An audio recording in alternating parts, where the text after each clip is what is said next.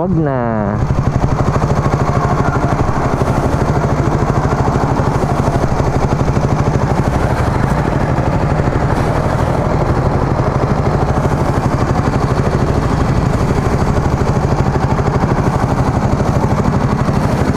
Ito yung problema ng motor ni Casey. Lumuluwag yung tornilyo.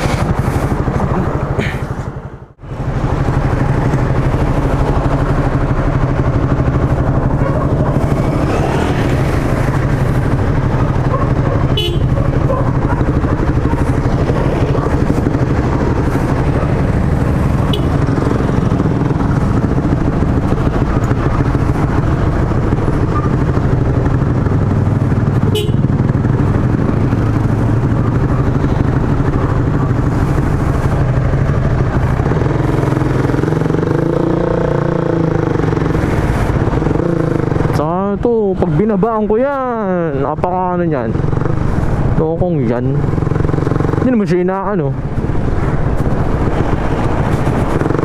Mukhang kakaanan siya dito. Tagalan caster to, panigurado. Mukhang kakaanan eh. Ayun o, toko na yan. Kumakanan na yan, abangan sa ano, sa Lancaster. Abangan ko siya, ikutan ko pa naman yun eh. Abangan ko yun. Saan natin mamaya yun. Sana mabutan ko. So kung Avanza na yun, color gold na Avanza.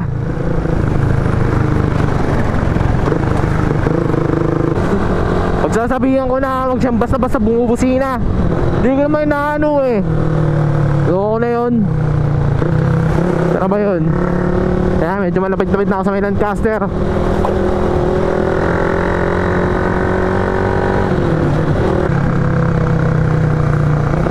Tara na guys. Baka natin dito, baka nandito eh. Baka makita ako pa siya.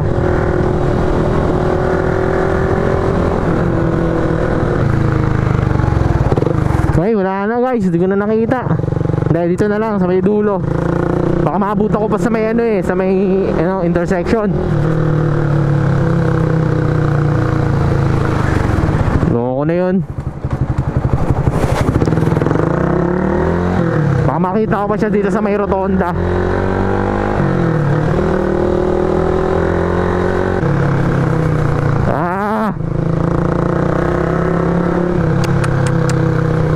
Loko siya. Sana makita ko pa yung loko na yun. Yabang eh. Hindi naman na ano, nang bubusina. Tayo mo ako dyan Brad ha. Kala mo Brad ha. Habulin at habulin kita Brad. Kala mo ha. Alam ko dyan ka lang sa Lancaster dumadaan, pero hindi ka taga Lancaster. Kasi mga taga Lancaster malilinis ang kotse. Ikaw sa'yo Brad, ang dumi ng kotse mo. Kaya alam ko hindi ka taga Lancaster Brad. Kala mo ha. Makikita at makikita rin kita Brad. Kala mo ha. Ha! Aray ko putik.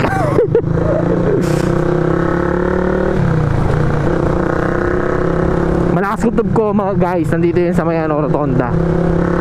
Rotonda ng Lancaster. Ha! Ha! Alam mo yung gagawin ko pag nakita ko yun. Bubugbugin ko yun guys. Nakita ko siya. Aangasan ko. Ang angas sa akin eh. Kaya anuin ko siya. Gurungan yun. Kaya sabihin pag may baril yun, wala akong pake. Wala akong pake kung may baril siya.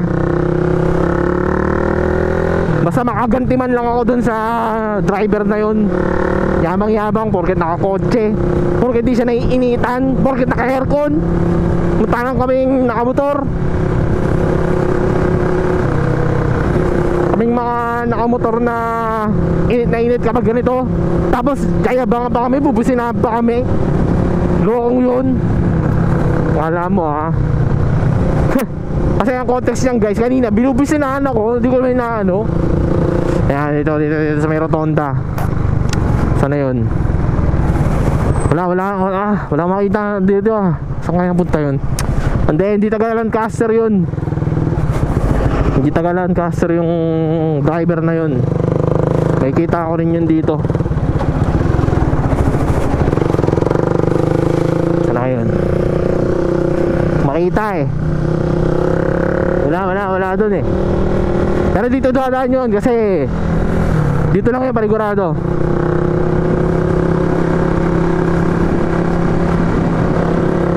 Ayun. Kita ko mga brad. To. Teka lang ha. Kala mo ha. Huwag ka aalis dyan ha. Kakaalis dyan ha.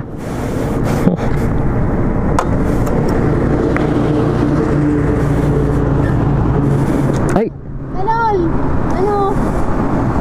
Nagulat naman po ako sa inyo. Ba't naman po kayo ganun? Ba't nyo ako binubinasinahan kanina? Anong problema? Yung pangat ang driving skills mo, idol. Nakakarap. Oh, hindi ko naman po kayo kilala eh. Pero ba't nandyan lang naman po sa harapan nyo? Di ko naman kayo nabangga. Di ko naman kayo nasagi. Bakit ang bakal mo? Nasa gilid ka pa nakasignal. May traffic ko eh. Ay, bakit ba? Anong mangyari ngayon? Ba't ganyan ka? Wag naman ko kayo ganyan. Ganda-ganda mo pa naman. Sabi ganyan ka. So, anong ginagawa mo dyan, Cakes? So ito, inaayos ko po. Bakit? Kasi di ba last ride natin, Aperia. So ngayon, ayusin natin. Paano mo ayusin? With the use of product. Ito pong product na to. So yung gagamitin ko ngayon, may iba pa bang brand nito? Meron, Loctite. Loctite and Hindi ka na alam yung iba. mas mahal ba yun? Yata. Ito, mas mura to. Parang kasing presyo lang. So, ito muna gagamitin namin guys para maayos tong mga tornilyo kong nag-loose. Kasi after nung na-chrome siya, siguro, hindi ko alam kung ba nangyari. Basta yung mga tornilyo is na lumuwag sa mga ano niya. So ngayon, ito na lang gamitin ko para ma-secure na hindi basta-basta luluwag. Para pag nag-rides ako, maayos. Kumbaga hindi basta-basta magkakaberya, especially kung nasa alang-aling place ako. Tapos para makapag-ride din ako. Isa rin kasi ito sa issue na kaya hindi ako masyadong nakapag-ride. Sinisip ko baka magka-aberya na ako. Kumbaga wala kang tiwala. Yes! Umpisahan ko dito kasi ito yung main issue ko. Yan na. Yung sign na may dreadlock, may color blue. So, paano mag-apply niyan? So, dito tayo maglalagay. Sa taas.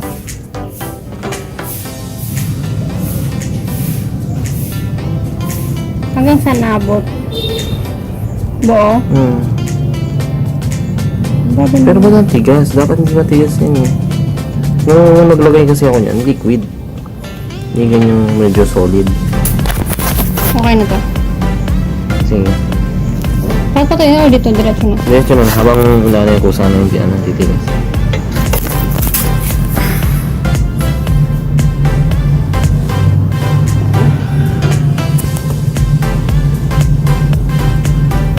So,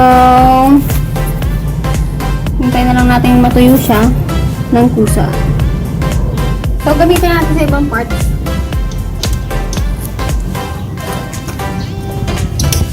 Sing mo lang.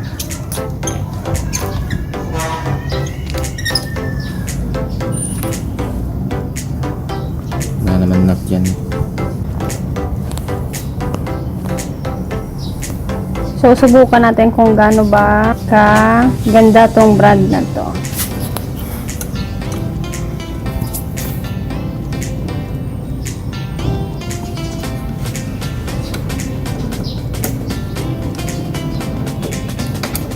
So, pagtanggal natin, paisa-isa lang. Kaya yung mga parts lang na mga malambot at madali tanggal. Kasi, yung motor natin, pag vibrate, so hindi natin papansin na may mga bolts tayo dyan na natatanggal. Lulus. Loose. Kaya para ma-secure, lalo na para sa mga maglo-long ride, kailangan natin secure ang ating bolts para hindi ganun or iwas aberya na din. I remember so many people. Yung ride natin na tanggalan ako ng tornilyo na sa disc.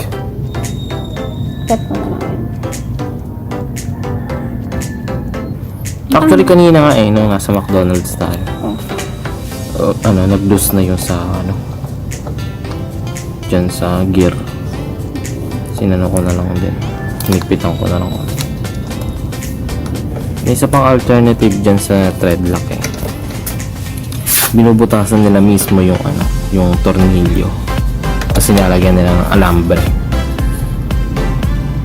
Madalas mo nakikita sa mga nagre-race. Sa'yo naman kasi kung bubutasan ba ang kaya. Kasi marami naman silang oras Pero plano ko mag single shifter. Ito na kaya.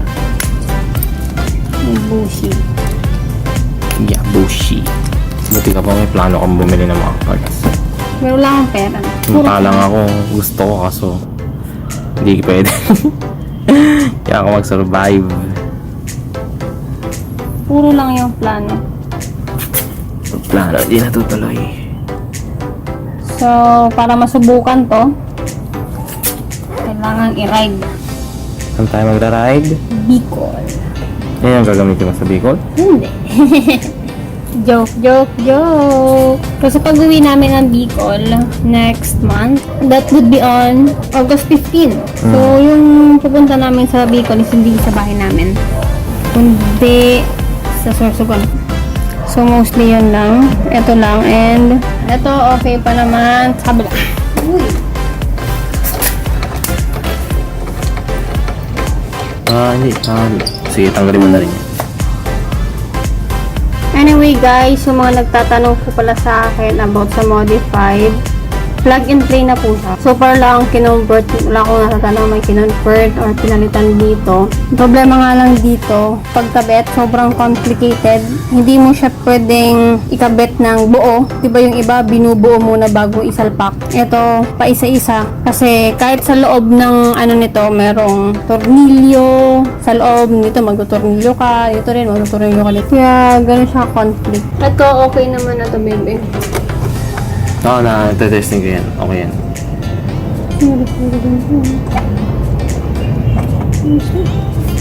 So far, yun lang. Nalagyan ko na yung mga bibilis matanggal. No. Para sa hindi pa nakakapanood, reflectorize yan guys. Hindi kasi. Courtesy of Wandex. Yan, talaga gumawa ng Wandex.